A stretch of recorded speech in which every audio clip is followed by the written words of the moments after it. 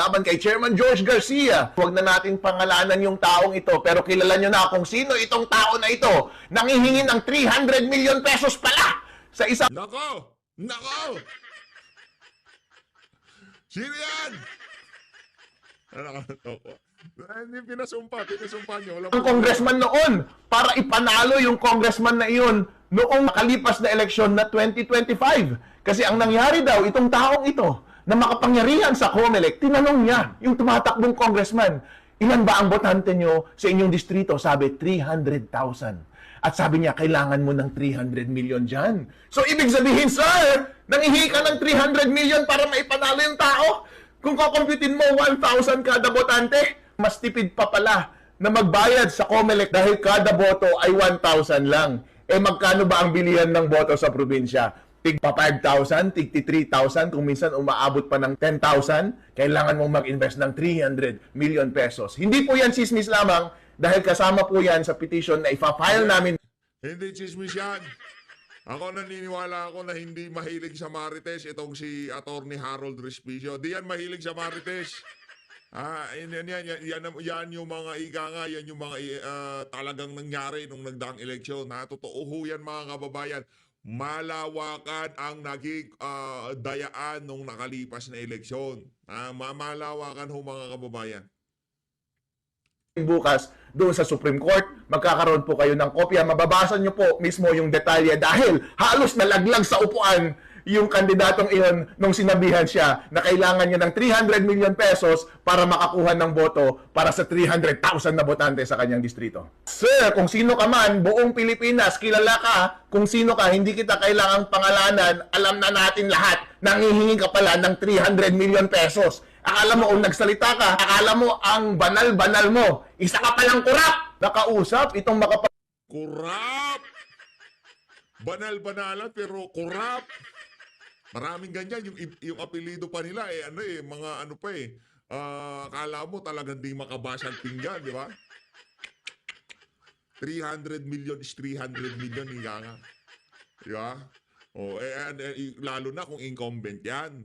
Tapos, naambunan doon sa mga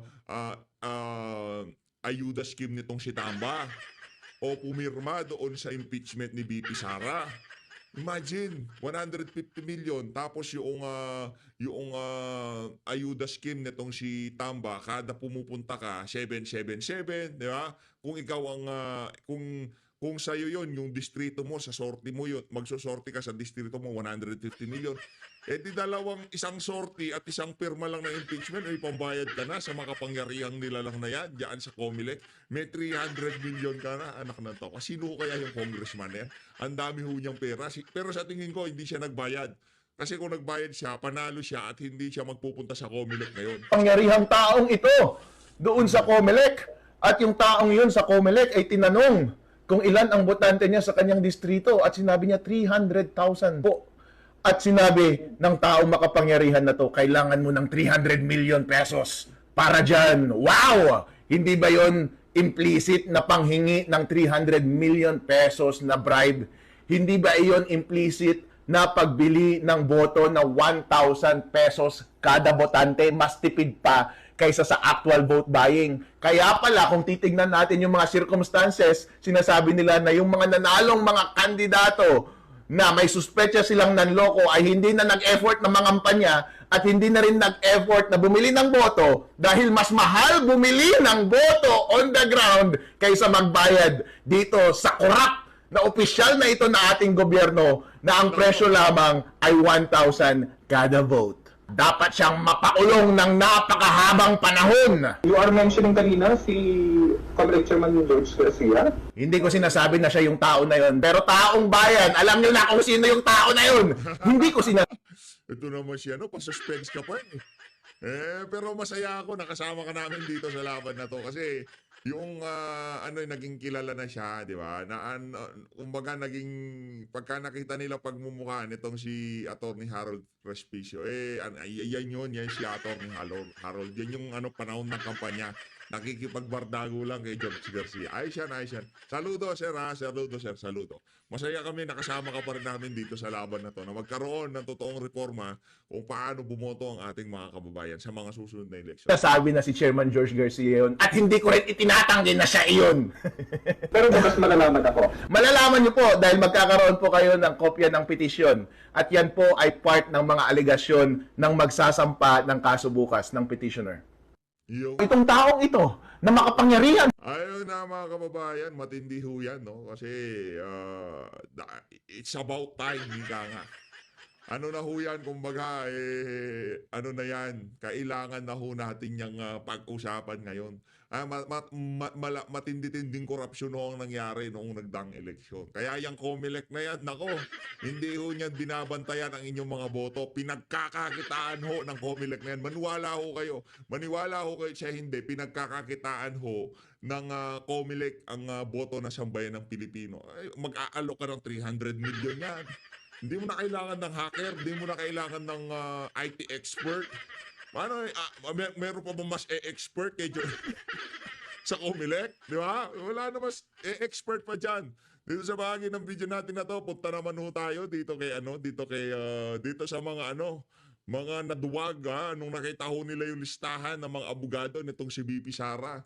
Itong mga prosecutor nitong si Tamba dyan sa impeachment nitong si Vice President Sara Duterte. Okay? And congratulations to your win, or you your very victory. Okay, last I checked, the House chose not to receive the articles of impeachment from the Senate. Can you tell me what is the status now? Has it been received? Tinanggap niyo na ho ba? Congresswoman the Bell. official answer would be we deferred the acceptance of the articles because we wanted to clarify some matters pertaining to the directives of the Senate Impeachment Court. Sa pagsabihin po natin sa Tagalog, paano ho yun? Hindi nyo pa tinatanggap, Pinagpapaliban pinagpapaliban nyo pa po yung pagtanggap. ang pagtanggap, pending, no? Dahil gusto nyo ng Malinawagan. sa ibinigay ng mga instructions ng Senado. All right. So, deferred acceptance. You're supposed to file a motion for clarification, di ho ba? We will file pleadings in the coming days, whether it's motion or manifestation, but definitely we will file. Okay. But for now, we are awaiting the answer from the summons, from the writ of summons given to the Vice President.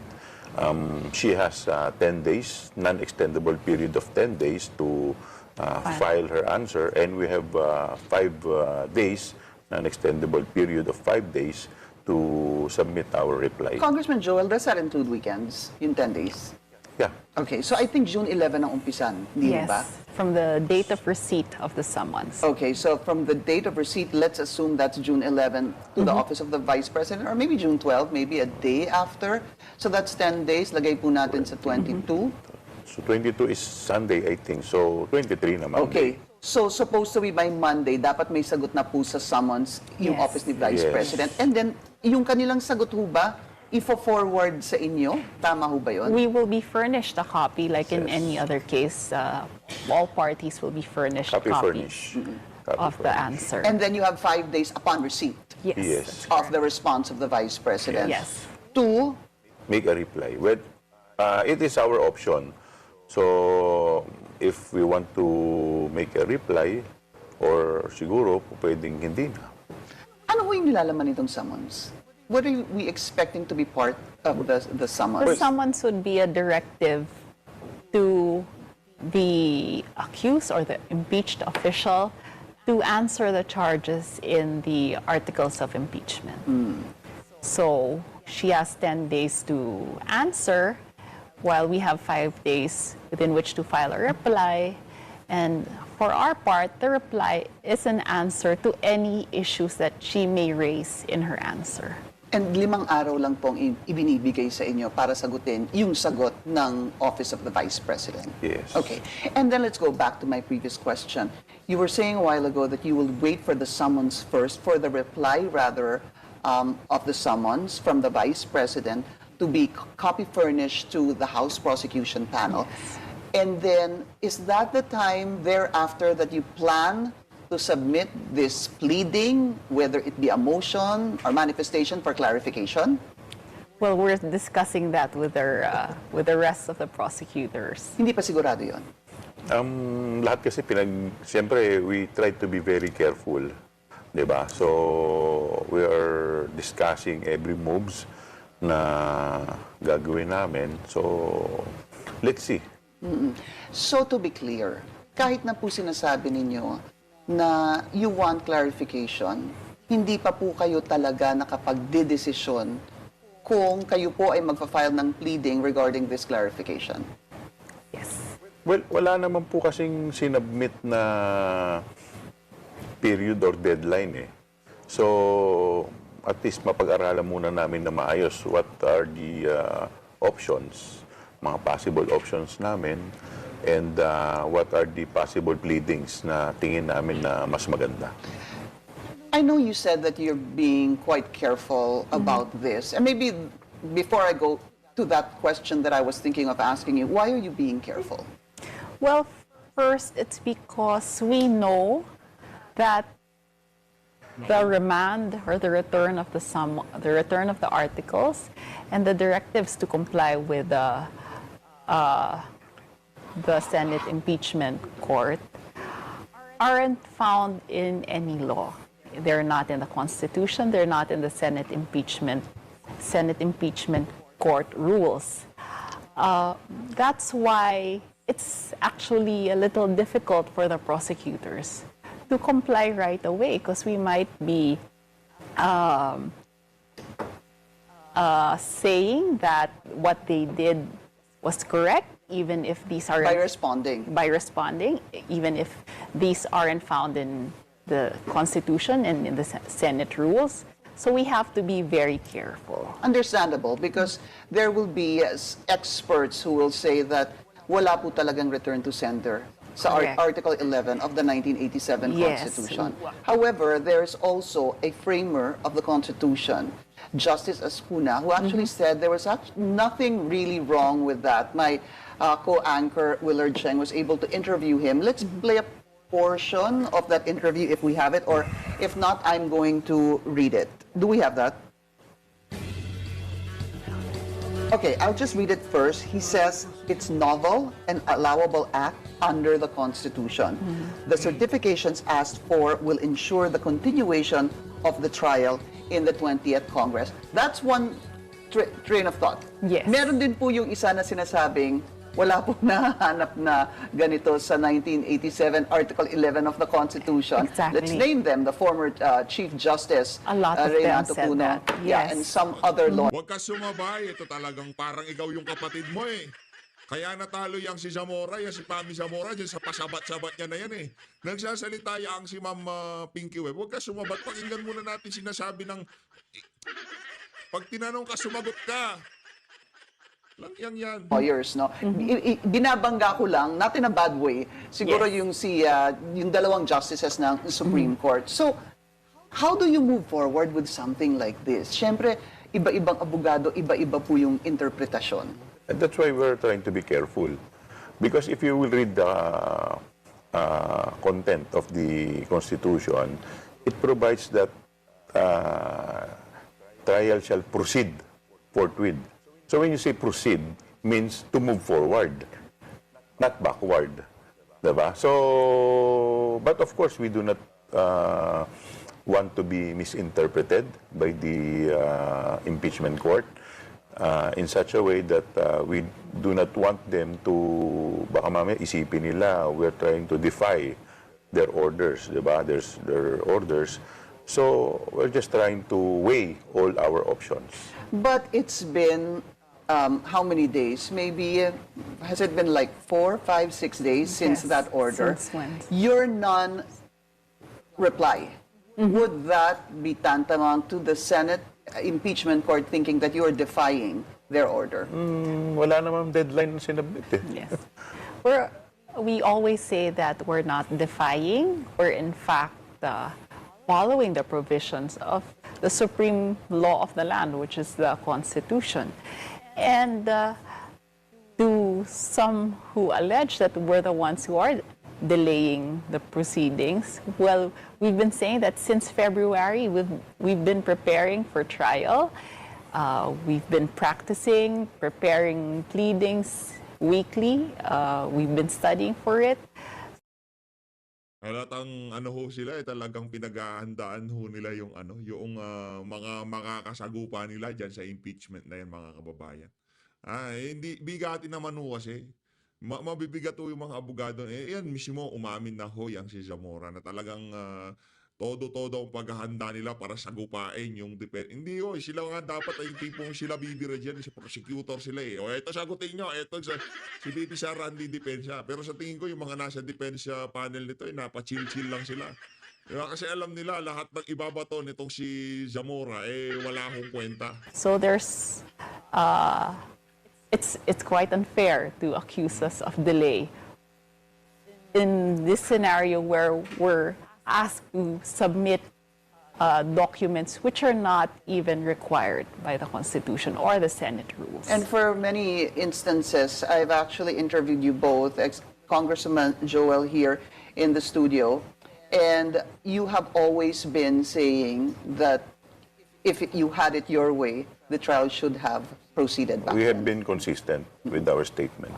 Pag-usapan po natin yung hinihingi ng impeachment court. Dalawa po yun. Certification number 1, that you did not violate the one-year ban, the one-year rule on impeachable officers. No? And the second one is that basically for easier understanding that the 20th Congress will pursue what the Yes. 19th Congress did. Let's go to the first one. Why is there a need to certify that you did not violate the one ban rule? Because if you've violated that, why would you even pass that fourth impeachment complaint? Exactly. The mere fact that we transmitted the articles of impeachment to the Senate is a certification in itself that we complied with the rules of the House, with the rules of the Senate, the Constitution. The House of Representatives wouldn't break the law, wouldn't disregard the provisions of the Constitution just to file the articles of impeachment. We have 215 congressmen who signed that, and we would like... Naku, ba't yung tipong sold na sold sila doon sa 150 congressman. Di umano nagkabayaran daw ng tag 150 million, madam. Huwag niyo na ho, nakakahiya lang ho. Inamin na mismo nitong si congressman, yung campaign manager ng alyansa. Di ba, inamin na niya na meron talagang binigay na pabor doon sa mga pumirma. Nagkaroon ng bayaran ho ng pagpirma niya. Kaya huwag niyo huwag ho kayo masyadong proud. 250 congressman na pumirma. Kabalbalan talaga nito. like to believe that everyone understood what their signatures meant. 215 plus 20. Meron pa pong 20 na humabol. Hindi ba? Nadagdag, yes. More than one-third of what is required. Definitely more But than one. maybe if they're saying that you did not violate it, I guess my question is, would you actually say that you violated it? I think it's asking the wrong, my 2 cents is, it's Correct. asking the wrong people. You're asking the Yes. people who forwarded this impeachment complaint to the Senate to tell them that you did the right thing. Why would you say that you didn't do the right thing? Why would you say that Exactly. what you did was illegal? I guess that's just my question. Would you know? That's her question as well. Okay. That's why at first, initially, we wanted to file clarificatory questions, but of course, we are trying to study all the possible legal repercussion of the motions or manifestations that we're going to file. But what's to clarify about that? Yun po yung tanong ko. I'm really trying to understand the situation. What's next? If you do that. Yes. Because we're supposed to, we were invited upon the order of the Senate President last June 2. And then it was moved to June 11. And then this motion or this resolution happened. So we're just a little bit confused. Ano na ang susunod? You didn't see this coming, did you? Kasi yung mga Well- options na tinitingnan, pwedeng i-dismiss, sinabing wala nang, di ba? Hindi naisip. Did you guys really honestly think that there would be a motion to return the articles of impeachment to the House? Because what is stated in the Constitution is to proceed with the trial. We would like to believe that the senator judges were following the law, the Constitution. So that's where confusion comes Lies. from. Yes. There was an interview, I think it was with the Senate President, if I'm not mistaken. Sorry, pasensya na kayo kasi ang dami din talagang interviews, no? And it was actually talking about the problem in the House, wherein obviously there were 3 previous Yes. impeachment complaints. Again, balikan po natin. One, December 2. The next one, December 4. The third one, December 19. That you did not act on. You acted on the fourth impeachment complaint, which was filed February 5, or roughly 2 months Yes. after the first impeachment complaint. So could that be the reason for the certification that you did not violate the 1-year ban? Because apparently it says in the House rules that the impeachment complaint should be immediately forwarded to the Speaker of the House and calendared. Actually, Ms. Pinky, it's good that we can explain what happened in the House. Ayan, And, well, paliwanag mo, madam. first, I can assure you that it was above board. Everything was above board. So the first impeachment complaint was filed on December 2. And under the Constitution, we have 10 session days within which to include it in the order of business. So all of the first 3 impeachment complaints were included in the order of business on February 5, which is the 10th session day. Even yung December 2, yung 10th session day niya was Feb 5? Yes. So we are counting session days and Yes, not yes. Because calendar December days. 3 Yes. is session number 27.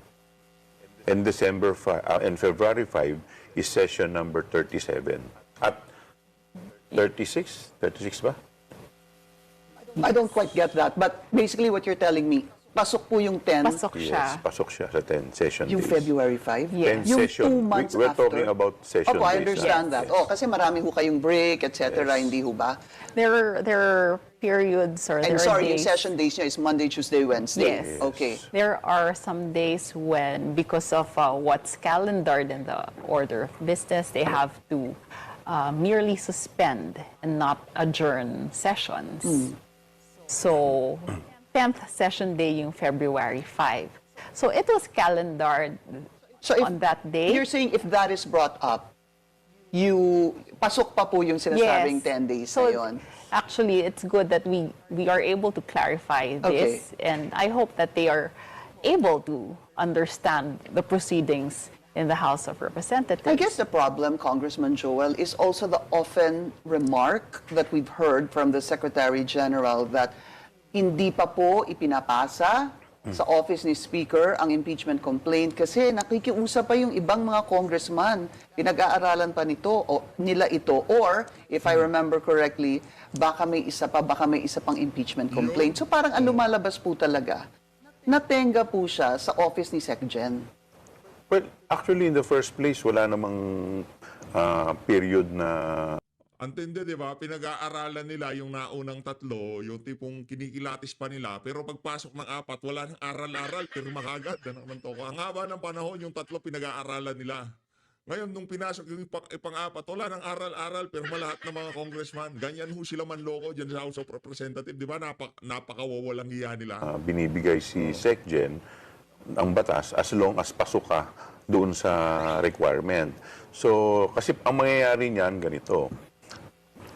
Pag dapat yung unang final, isasabit mo na agad automatic.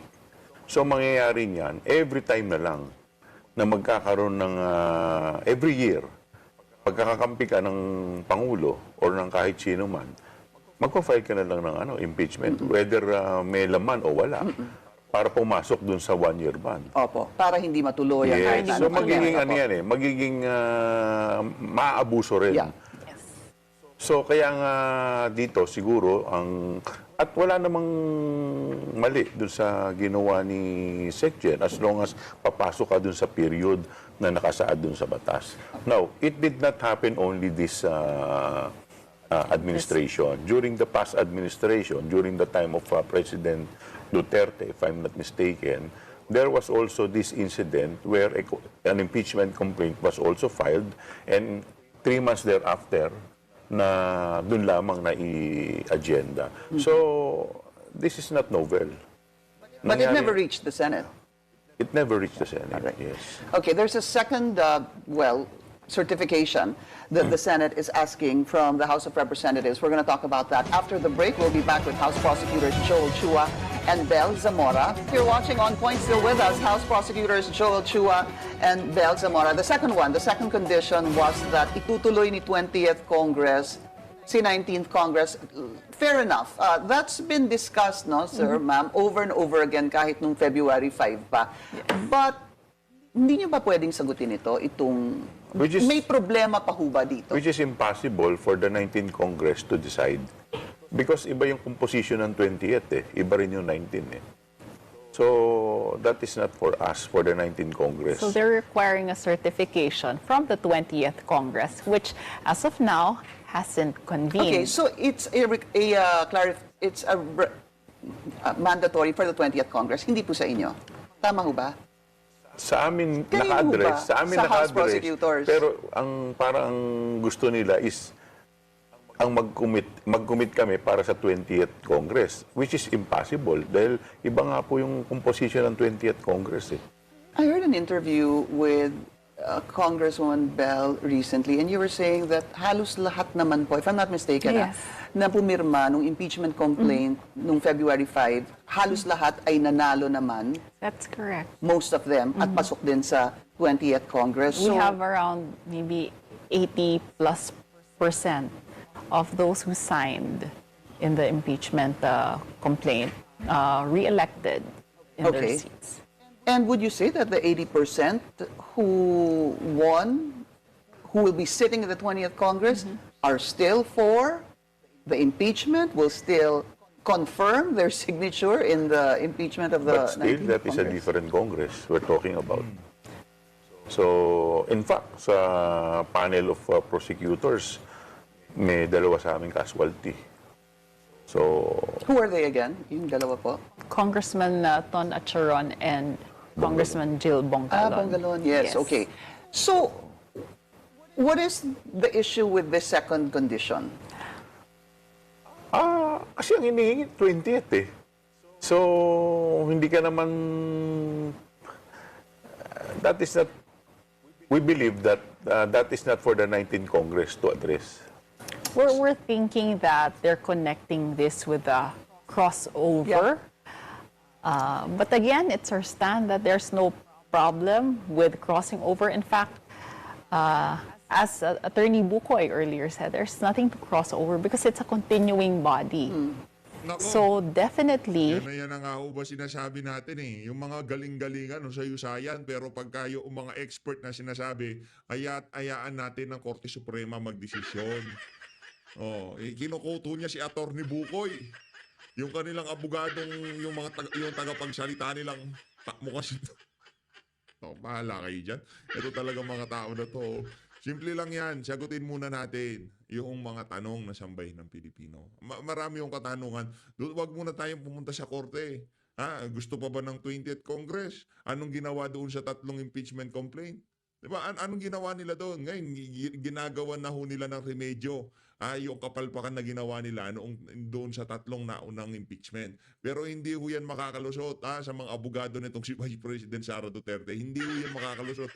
Imagine, sa impeachment court nga, hindi nakalusot Ano nga naman palang ginawa nyo doon sa 3 impeachment complaint na inihain kay BP Sara? Di ba, isa kada isang taon lang? Apat ho ang ibang klase ho talaga yung nangyari dito kay Vice President Sara Duterte. Ganun ho siya ganun ho katindi ang galit nitong mga walang yang to dito kay VP Sara. Yan si Zamora. Normal lang naman yan, politika yan.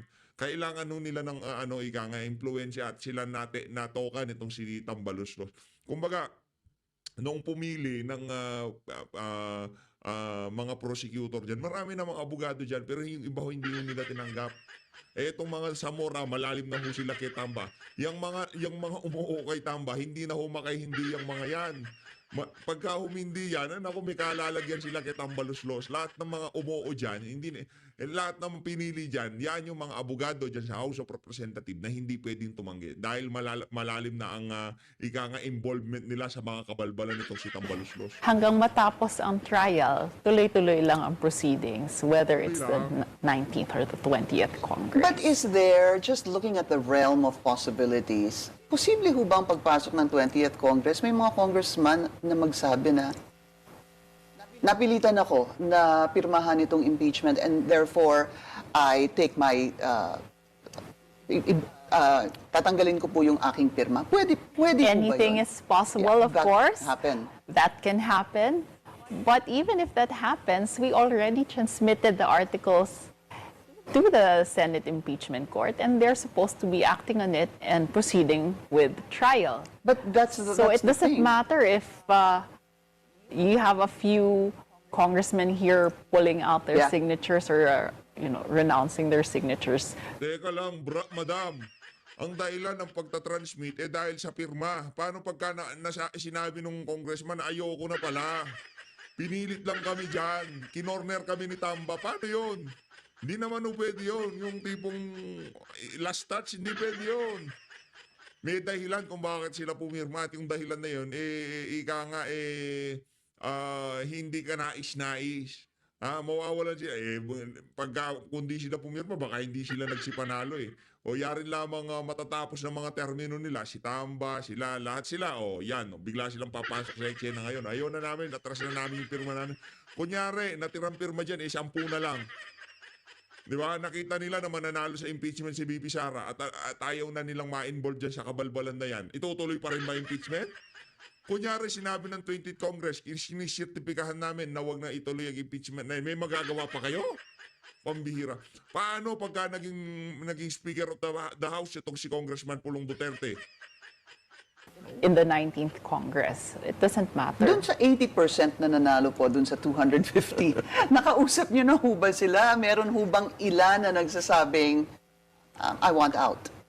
I No. want my signature out. No. So far, wala. So Wala. far, wala. Not even one. So far, wala pa naman. Wala kaming Wala pa narinig naman. pa. Okay. So, ano muna? Stalemate muna, ganon. Hindi kayo sasagot dun sa certification. Hintayin niyo po muna yung sagot ni VP sa summons. We're weighing all our options. We're waiting for the answer. In the meantime, it's the Congress or the House of Representatives, in fact, issued a resolution certifying that we complied with the 1 year. 1 year period and the Under other the, requirements of the Constitution. And the rules. You have that already. Yes. Yes. And you passed it on to... We haven't passed it on, but it's been issued. So Okay. they can take a judicial notice of that. I see. So it was just a confirmation from the House prosecutors or from the 19th Congress? From the 19th Congress. But you didn't pass it to the impeachment court. Not yet. Not yet. Okay. And the reason for not doing that again, bawalin ko, yung sinabi niyo po kasi is you're saying hindi niyo po mahanap sa Constitution yung sinasabing return to sender, Yes. etc. But then still, just the same, you came up with a, what is With it? a What is it called? A resolution, resolution yes. that you didn't violate the 1 year ban. Yes. Let's talk about